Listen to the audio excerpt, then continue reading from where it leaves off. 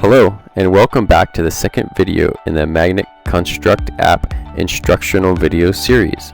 In this video we will connect the LN100 navigator to our Samsung Galaxy Tab 4 mobile device. If this is your first time connecting to your LN100 navigator, ensure that you have set the wireless selector switch to the standard connection method Mode A located in the battery compartment. To select Mode A, slide the switch to the right. In our next step, we will place the LN100 over a known point or in a convenient location for your layout session. Set the LN100 on a tripod or steady and secure surface. Turn on the LN100 by pressing the power button and let the unit complete its self-leveling routine. Once the LN100 completes its self-leveling routine, you should see a steady green light for the self-level icon and a green blinking light on the wireless icon. To connect to the LN100, the mobile device wireless manager will need the LN100 network key.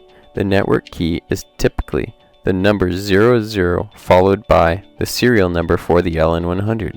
To access the wireless manager, we will choose the Settings app. Once in the wireless manager, we'll select the LN100. Now we are prompted to enter in the network key, which is 00 followed by the serial number for the LN100.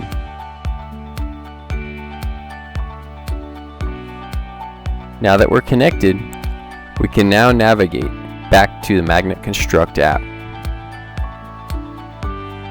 Once in the app, you'll notice a red X through the icon for the LN100. This indicates that we are not connected. To establish connection, we need to click on the icon. Next, we will select our connection method, which is Mode A. Now, we are prompted to confirm that the device listed is correct. Now we're connected to the LN100 and the red X through the icon has been removed.